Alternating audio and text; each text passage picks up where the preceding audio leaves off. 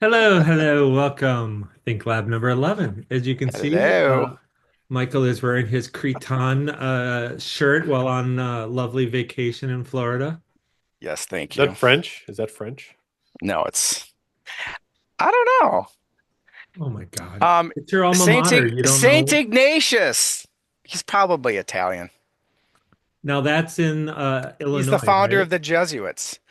No, Omaha, Nebraska. I know, I'm just giving you a hard time. I'm pronouncing it wrong, wrong state. So how's It's, vacation treating you? it's very disrespectful of you.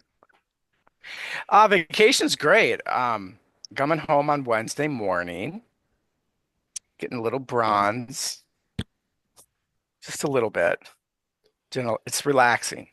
There's been no major catastrophes in real estate since I've been here, so thank Well, that's good. goodness for that. And what Yeah. airline are you flying? Oh, stop it. So I want to make sure you get back up, wheels Oh, down. Yeah. I am flying on Sun Country. Oh, they're a good one. We actually have a past client that works for them. He's a Yeah? pilot. Yeah, I don't mind Sun Country. I love Sun It's Country. fine. I mean, it's not exactly, well, unless you're flying first class or business class in Delta, it's not exactly, luxurious to fly anywhere anymore. You know, there's a lot of Sun Country staff that have their real estate license. I'm always amazed at that. Well, sure. Because people think it's so easy, they could just do it part-time. No, I think it's because No. they get the work benefits, right? So they can work one way into another state and then stay for a while, do real estate, and then come back. You know, Exactly. I think I it. I'm a big proponent of multiple streams of income. That's awesome. Why not? I'm actually seriously contemplating getting my Florida license after this 2-weeker. Nice. All right. Um, ready for the first topic? Is it going to be flash questions? No. All right, ready. Except anybody that's watching, you need to smash your like button and subscribe so we can keep growing this channel. Oh yeah, and we should probably introduce ourselves. You're with Crichton Real Estate. Is that who you're with? I, Michael Stanton, Creighton University alum, because we're fierce fighting birds, the Blue Jays, and Lake Sotheby's International Realty in Minneapolis is where Dominic? I hail.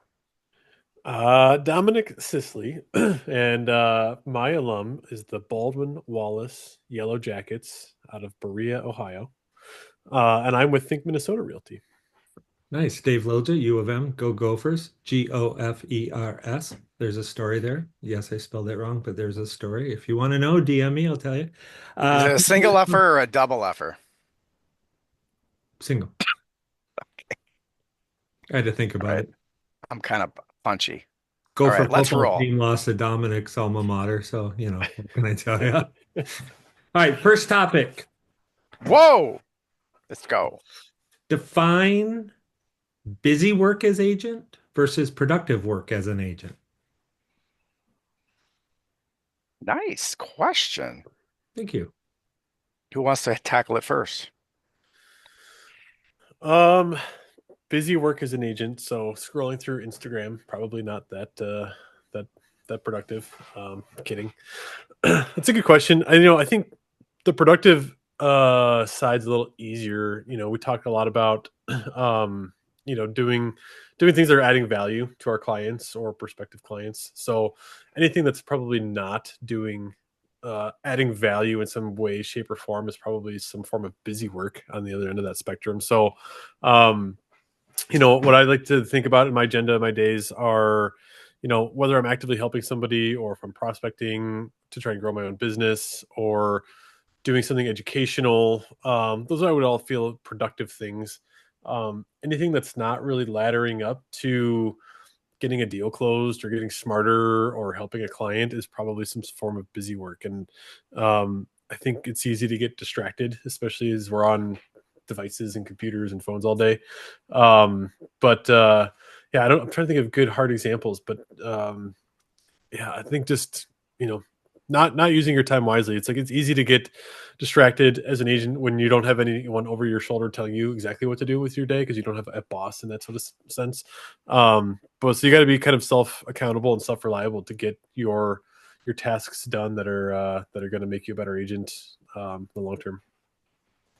Michael, how about you? For a second there, I thought I was on Blair Witch Project. You were jumping all over, I, oh, I'm so sorry.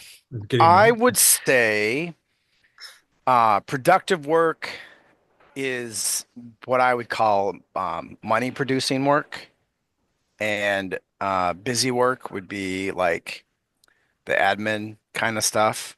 So I would say money producing work would either be out on a listing appointment or a buyer's consultation, um, writing an offer for a buyer after you've shown them houses, or reviewing offers for the sellers with the seller. I mean, that's all money producing activity. I also think that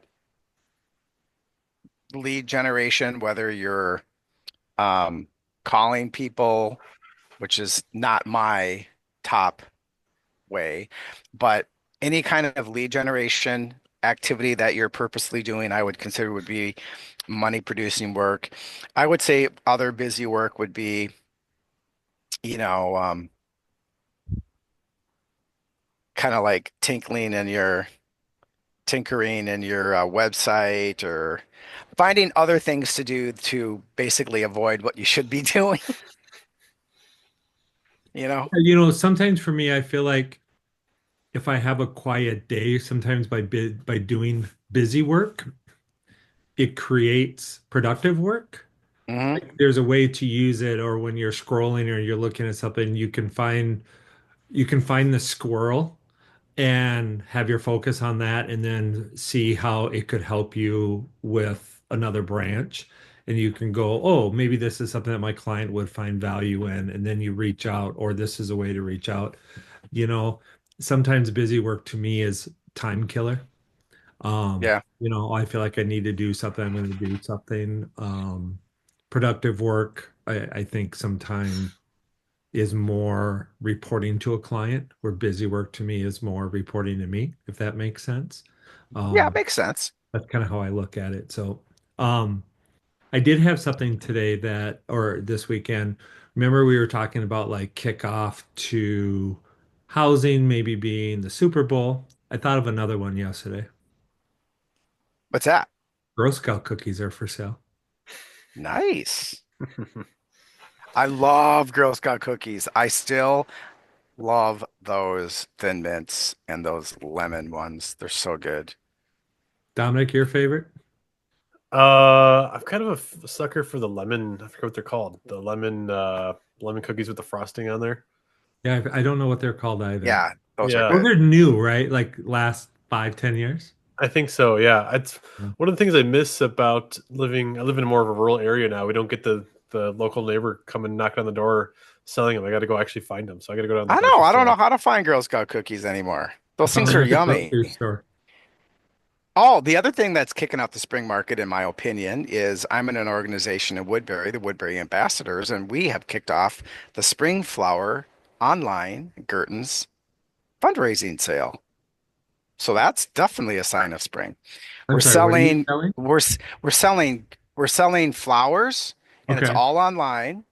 But they get delivered to me, so I have to deliver them to whoever orders them. But it's the spring flower sale, and people can order hanging baskets or vegetables or flats of flowers, and then they So if get delivered. Dominic Or ordered like the entry point one, you would have to deliver it to his house, so you would lose money on the drive. I would gain access to Dominic. That's right. Just ghost them, send him some random house. All right.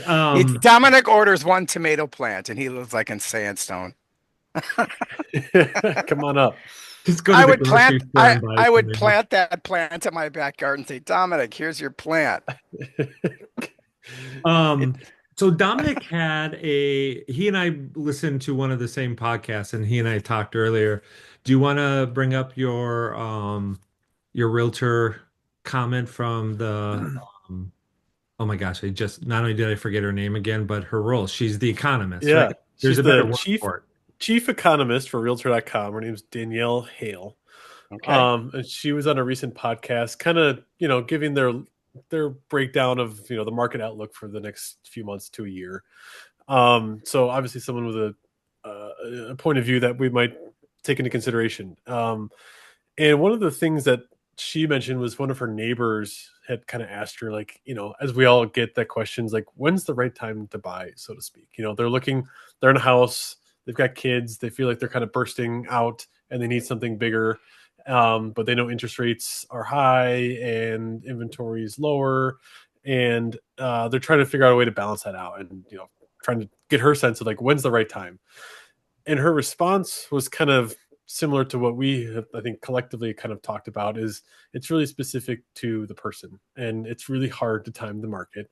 And her best advice was just keep your eyes out for the right opportunity. And that's coming from the chief economist at realtor.com. So I thought that was interesting and I thought I'd bring it up to see if you guys had any thoughts or would give similar advice. I think it goes back to I what think Mike that's said. really interesting because Yeah. no, you go ahead. I think it's something that Mike has always said during our, previous 10 podcasts is, when the timing's right, do it. When's the right time to sell? When it's right for you? When's the right time to buy? When it's right for you? Um, her answer was kind of interesting. She said, I had a little bit of inside information because they were the neighbor. I know that they're exceeding the house with the kids, and one of the co-hosts kind of cracked about, well, the house doesn't grow but the kids are getting bigger, so the rooms feel smaller now as the kids. And her point was, she suggested that they start looking, and when they find the right one, to dive in and to go 100% once they find the right one. And that purchase will drive their sale. And I kind of like that about, start looking, and then when you see it, swing hard and swing for the fence and grab the one you want. Yep.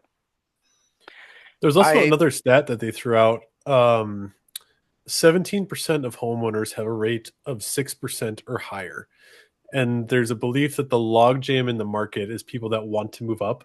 There's inventory for people that want to move down or they have the means to do so. They're not as sensitive to interest rates. First time home buyers don't have that kind of bias as much with where interest rates are at, but it's really that people looking to move up. And I was curious if you guys feel that or seen that with your clients or business that you're working on currently.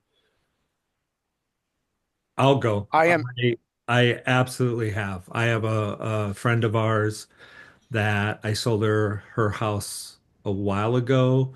She in St. Paul. She since has had a second kid. Kid's getting older. She has another kid that's in high school.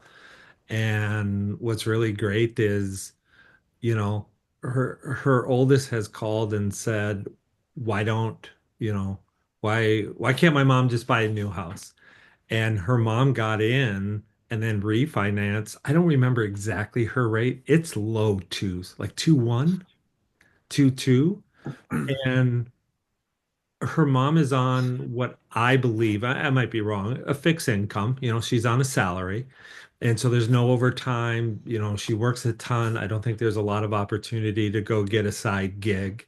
Um, and for her to get a bigger house would cost her, I mean, I can't remember what the numbers was. It was about another seven to $750 um, a month in the mortgage to get that second bedroom, and that's a lot.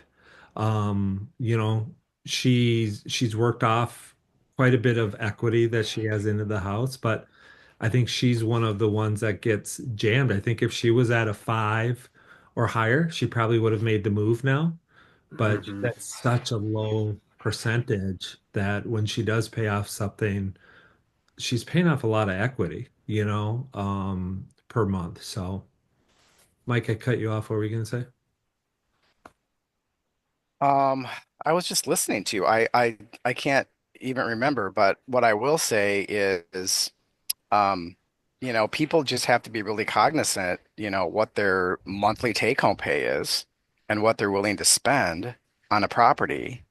And if they can do it, then they should do it because especially if they need to with no space or like a one-car garage or anything. But some people are also happy as a clam living in their smaller properties because they're cozy, and then all of a sudden the kids are gone and it's perfect size again. I mean, I watched that exact thing with my brother and sister-in-law. They almost jumped up to this big house down in Lakeville, and then the kids moved out and they were back in their walkout Rambler that they built in the early 70s and happy as a clam. So I guess the interest rates, they're kind of average, really. They're not going back to those ridiculous numbers. Um, but the housing prices are still appreciating 4% at least every year.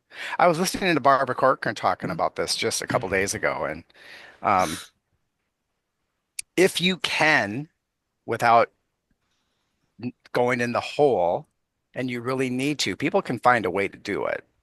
Um, and if you're in a situation where you just can't afford it, you just can't. Yeah, but that's so anti us. No, I think it's reality. It's just like I'm a No, what I mean is, I'm a realtor salesperson, but I will never, ever, ever sell some. Well, number one, I don't believe we sell houses. We coach people to buy the property that's right for them. And I have literally said to people, if you buy this house, will you be able to buy groceries? Will you be able to go to the Hmm. movies? Will you right. be able to take a vacation? Will you be able to do anything? And they're like, we will barely be able to pay this mortgage. And like, well, do you really want to live like that? Right. They're What I like, mean you're anti, talking yourself out of the sale. I'm like, yeah. possibly, but I don't want you to go into a total nightmare. Yeah, Some people do that. when was saying it's not us, I don't mean us as the industry or us three. I meant it's us as a society. How many people overpay for a car? How many people live off of Visa? How many people live, Right. I mean, I just Hmm. saw something the other day. It was like one point something trillion is on credit cards right now. It's the Yeah. highest balance Hmm. in Yeah. ever. And So I'm proud of people that can buck that system and not live with that kind of pressure um over them. So, I think there's a macro story there with just kind of the effects of inflation and however you think inflation's happening, but money printing, just asset values increasing while people are taking out debt. There's good debt and bad debt, and I would say that having a house is pretty dang important. So probably a good form of debt. But to your guys' point, you don't want to bury yourself and become what house poor, and where you can't afford to live a life beyond that. And I think people are feeling the pinch right now, and we're seeing that kind of just cast itself in the current market. yeah, I mean, that's why if you listen to Dave Ramsey, he has everything pooled into one category and the mortgage is a different, right? Yep. So in his baby steps, he doesn't count the house as part of that initial Hmm. few steps because he feels like you need to get everything else under control because your house will be equity. Your house, you have to pay somewhere, somehow to live. And so the house is always a separate category. So it's cars, it's credit cards, it's college loans, it's, whatever. So, but anyways, um, one of the other, a different podcast I was listening to, this is maybe a little behind the curtain, but one of the options in real estate, so this is kind of a two-pronged topic, is that we as agents, we have an opportunity to do like what's called an office exclusive, a withhold. So a seller can have their house listed, have it not on the public market, not on the MLS, and it can be distributed and talked about within a brokerage. And that is a way, there's pros and cons. It's a huge national issue right now of whether or not we should be doing that or shouldn't be doing that. But the question arose is, and there's been lawsuits about that. Let's say that we do an office exclusive within Think Minnesota for 30 days. We then move it to an active listing that's publicly marketed on the MLS, what have you. Mike suddenly has a buyer and Mike looks at days on market, the first day it goes on the market and it's at zero. If Mike were to call and say, how many days on market is that? The question is it zero or is it 30? Because are we and should we be disclosing that a house on an exclusive is technically being marketed? I I find have an it answer very for that. fascinating. I, But, I have an opinion. okay. If Think Minnesota had a withheld listing that was just being marketed amongst your group, and then it came on the MLS, and days on market was 0 or 1, days on market is 0 or 1 because it hadn't been on the MLS at all per the seller. I don't know how many agents are in Think Minnesota, but it's a smaller boutique brokerage. So it was really a tight, tight, tight thing. That's just the way the rules are. If it's not on the MLS, there are no accumulating days. Once it goes into coming soon and you're marketing it to the masses, but nobody can see it, days start to accumulate there, I do believe. Yes. Um, But the but question is, should we be disclosing no, somehow, somewhere? So I what don't if, think so. so let's just play devil's advocate then. You put it on Office exclusive or withhold, 30 days go by, you throw it on the MLS, and all of a sudden you get a buyer calling you not represented. Hey, I saw the listing on Zillow. How long has that been on the market? The argument there was it's 30. I would say if I get the phone call, I would say it's been an Office exclusive. It has not been on the MLS. It has not been publicly marketed through Zillow, through Realtor.com, through Homes.com. It has basically been in the shadows. It hasn't been on the market. Now, if it's a big, big, big, big brokerage like Big Red, Edina Realty. It's okay to say Edina Realty. Edina Realty is the largest brokerage in our MLS in terms of agent count, to my belief. Now, when they have a withheld listing, chances of that withheld listing ever making it to the market is virtually zero because somebody in that behemoth group is going to have a buyer, and that's why we see so many sold before print. But if it's just Mike Stanton Realty and it's just me and somebody asks me to put their house on, but just market it quietly amongst my own company, which would be like me, um, it's not on the market. That to me, that's black and white. I feel like I almost feel like it's a gray area because then you're trying to determine what's the size of the market, and then should it count towards days on market or shouldn't it? Right. So, And that's the whole argument with clear cooperation. Some people think there should be clear cooperation, where we can do this whenever we feel like it. And other people think we should have clear cooperation where everything that gets put out should be on the open market. Um, it's best for the seller to have it exposed to as many people as possible to get the best result. Um, but some people just want that discretion and they don't want anybody to know. No sign, no Facebook, no marketing, no social media, no online portals. I guess it also kind of comes down to Dominic's use of the word gray. I don't know if I would say it's gray, but it's more of a definition. Is it on the market or is it being marketed? Right? Um, Well, I actually, I mean, I, that's, I guess what I'm saying is if I have a vehicle and I slap a for sale sign on it and I live on a cul-de-sac, there's not a lot of people that are going to see it. So no, technically, I can say, well, it's been on the market for a week. But if I go park it at the corner of X and Y and there's 30,000 cars that go by it a day, that's more of a marketing ploy. Right. that's that's the difference between basically having your car for sale with a for sale sign in your car while it's parked in your garage is a withheld listing. Right. That's what I'm saying. It's yeah, yeah. marketed and marketing, Yeah, yeah. on the And market and like I have. a withheld listing right this second. I can't talk about it on this call. I can't put it out anywhere on social media.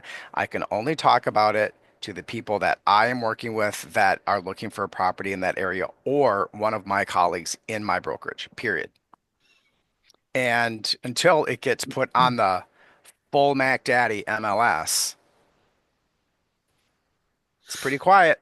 Now, does the Mac Daddy MLS, is that just Woodbury or is that in lieu of North Star or No, all Daddy MLS? Is that a smaller? Mac Dad, Mac Daddy MLS for me is Matrix, North Star MLS. Oh, gotcha. Gotcha. As far as Matrix can stretch. All right, Mike, within 25, how many MLSs are there in the United States? Do you know? In the entire country, Yeah. I'm gonna just guess that there's more than 25 because I heard there was like 10 or 12 just in the state of California. I think there's three in Wisconsin. There might be three in Minnesota. So there we go. I think there's more than 25. Yeah, but within 25, give me a number. 120. Do you know, Dominic? I don't, but I'm kind of in the same ballpark. I think it's, I want to say, yeah, 150-ish. 542. Wow. Wow. Way more than I thought. Minnesota has 13, by the way. That's just crazy. That's insanity. I'm sorry for the people that are in Minnesota that have the itty bitty bitty bitty one because Yeah, you're not that's being tough. marketed properly. You're just not. I feel sorry for you. Well, now we go back to market. What's the market? Is the market the MLS or is the market Zillow? Is it social? Is it right? Exactly. But if you're live on that MLS, if you're live on the itty bitty teeniest tiniest little MLS in the state of Minnesota, and you have those boxes on your listing form saying, yes, it can be in a public portal, yes, we can display, then yes, it will show up on Zillow, Realtor.com, da da da da da da. But some people check no. I tell people, some people say, no, I don't want auto valuation. Okay, we can do that, but you will never show up on Zillow because we check no to this. Oh, that's not a good idea. Okay, what do you want to do? I mean, lots of questions. Questions 1 through 4 on the listing agreement. Yeah. Mhm. All right. What's on your mind, Mike? Anything topic wise other than vacation? Uh, I've had a really nice time down here. I missed some really cold weather back home in Minnesota, I understand. It's But bonkers warm now. but I heard it's bonkers warm. Yeah, that's crazy. Yep. Um, we're seeing just a lot of destruction from the hurricane because we're on a barrier island and it just to me it looks like great big snow banks, like great big snow mountains that you'd see like at Target or great big, snow banks from when they've had to like plow it. And I'm like, but then my brain went, whoa, snow melts. Sand doesn't sand doesn't melt. You have to take it away. So these people are really working really, really hard. But from the real estate perspective, there's a property that we're working with that is currently off market. Complete it's a withheld. And they're getting prepped with the stager and we had it professionally measured and they've got their plan. So they will be going live soon when I get home. Um, I don't know if the market's really exploded yet. What do you guys think? Yeah, I wouldn't use the word exploded yet, but I feel like definitely there's been an increase in activity. I feel like over the last week or two alone, just Yeah. generally more activity, more showings, more people wanting to see places, offers being written. So yeah, I think it's a good time of year. I was just Okay. checking some of the the local North Star data for supply and demand, and we're kind of in those traditional seasonality peaks and valleys, right? We're Hmm. waiting to kind of see if things are kind of normalized. So I'll be interested to keep my eye on that to see if what And a we're lot of seeing is kind of true, kind of on a broader scale. like our brokerage is having a lot of CE classes due that right now that are due at the end of June. Mhm. They like really pump them out really early when they have us taking these things because it's still relatively quiet because when you have to sit down and do that CE and you're running like crazy, you're better to do them in the front side. Don't procrastinate. As what the teachers have told us our whole lives. Yeah, I Get mean, your homework, get your homework done early. Do it right away. Don't wait. the CE, that's a whole can of worms too. So, Everything's a can of worms with Dave. You're so cerebral. well, I think it's funny you say that. I think that You're a deep thinker, and that's why I like talking with you. You It's an you like to appropriate name. decide. Think. exactly, Yes, right? yes.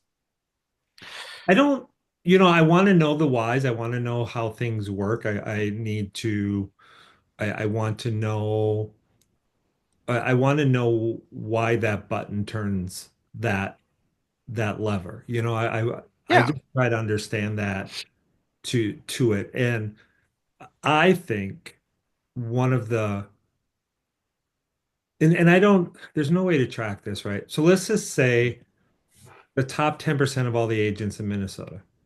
Yeah. I don't know what percent of those people pay attention to national.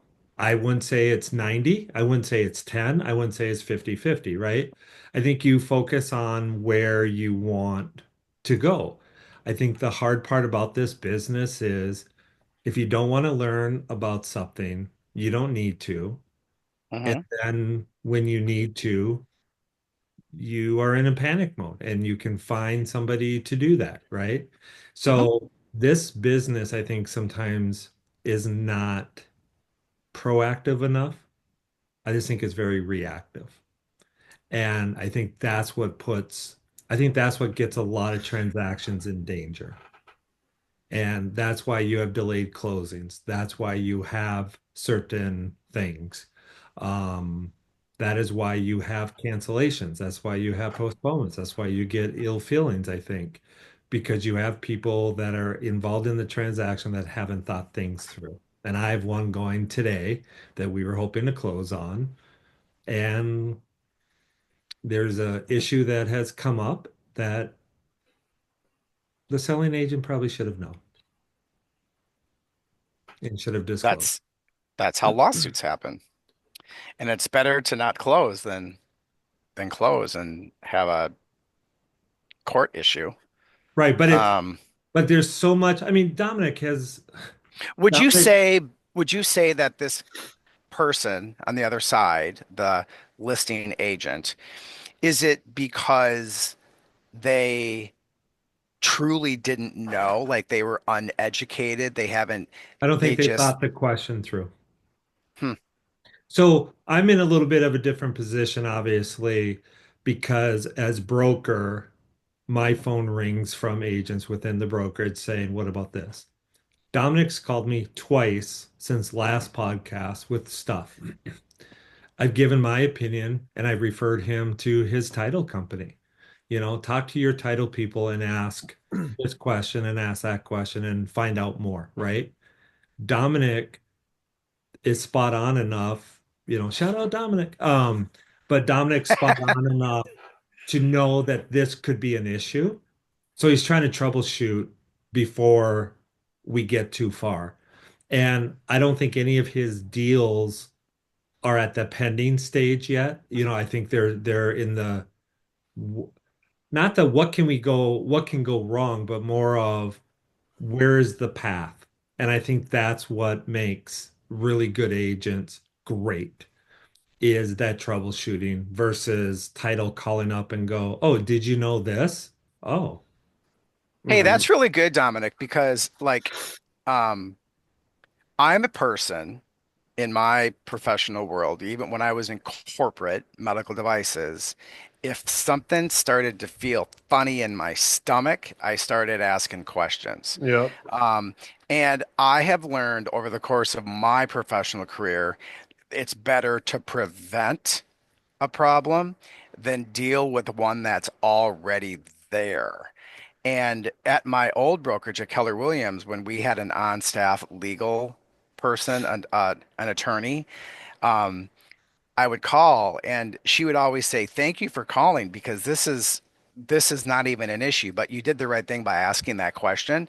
She goes, "Most people don't call until there's already a fire." I get that same sort of feedback We from. we don't want a fire. But the other thing, background when I was in medical devices is we had to stay the HE double hockey sticks out of anything related to studies or like, ID, FDA studies. So I just learned at an early age to stay in my lane. I am the realtor lane. I need to keep my face out of the lender lane and out of the title lane. That's not my specialty. I want to communicate with these people and make sure I understand that things are progressing.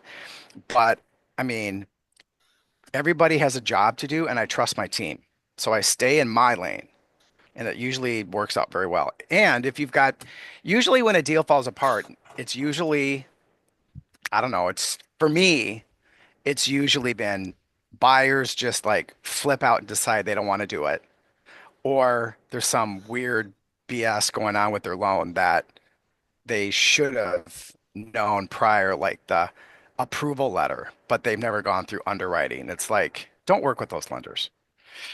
Mm. I listened to a podcast.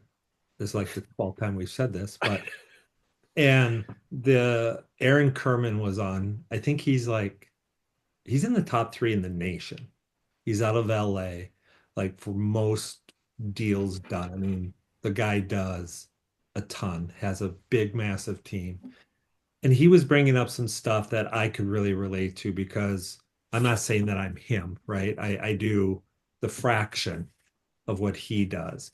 But he talked about how he felt like in the beginning he was a troubleshooter, like he could think about the deal all the way through, like finding that path. But he said that he felt like he oftentimes was the wet blanket, the lead balloon. And he felt like he was losing some deals in the beginning of his career because he would always ask those questions.